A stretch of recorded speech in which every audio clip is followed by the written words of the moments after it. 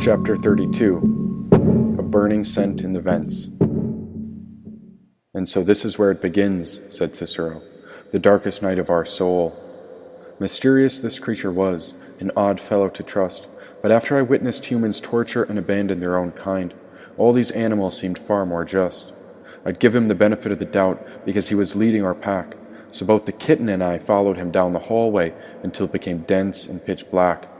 No lights in this hall, just darkness all the way through before we reached an assortment of miscellaneous steel, tables, and tools abandoned at the very end. These cells were empty, and it was clear that Cicero claimed this area as his home. He climbed up the rods leaning against the wall and jumped onto the pipes to hop inside the ceiling vent hanging overhead. "This is where they conjure the heat. We'll call it our central station," said Cicero. "If anything goes wrong, we all meet here. Got it?" Heat. Why was the heat so important? I was starting to question my belief in our commander, but he hasn't let us down yet. Stay positive. Stay smart. There's a fundamental rule to following, and it's the same with any duty. You look them in the eyes. I was caught in Cicero's gaze when I heard his voice speak. "Follow to learn. Rise when you are ready. And trust in your teacher." Cicero hadn't opened his muzzle, and yet I heard his voice again. "Once we make it hotter, the dark night gets warmer. That's the beginning of the end." T. Hammond reached forward on her tiptoes to reach our hand inside the vent. A current of heat was flowing inside, but why did it matter? "Well, it sure feels like an inferno in here. Are you sure you're feeling all right?" "It keeps getting colder every night. There's something strange happening with our moon," said Cicero. "Opossums are nocturnal. We live by the Silver Mother, and lately she's been getting a bit more bitter.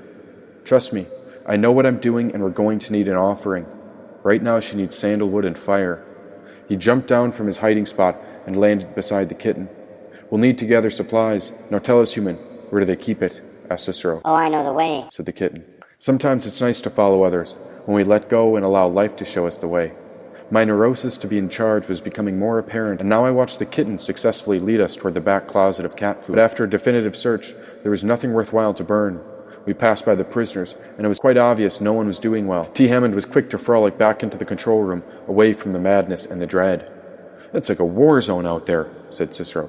"How much time do we have left?" The clock said 5:45 a.m. "Goodness, my shift starts in 15 minutes. Where did the time go?" Cicero was pacing on his hind legs. A paw was on his chin, rubbing his fur while the kitten settled in. "It's all part of the master plan. We're right on time," said Cicero.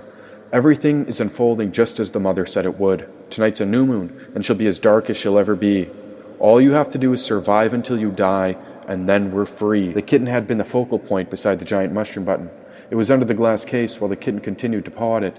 The button would devastate our camp. It could release all the prisoners, but with 15 minutes, we were as good as dead. I looked up at the clock. "Oh goodness, what do we do?"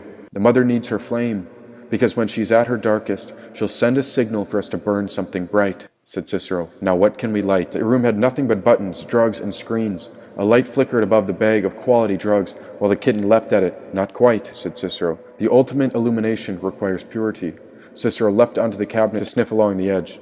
"Over here." I opened the door and found various bags with fine incense inside.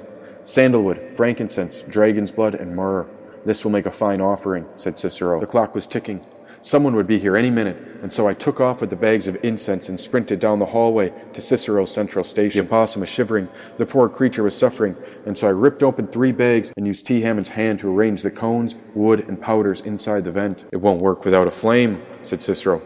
"We'll need some fire to bring the plan to life." 2 flint stones appeared in my hands. I smashed them together and a spark came to light.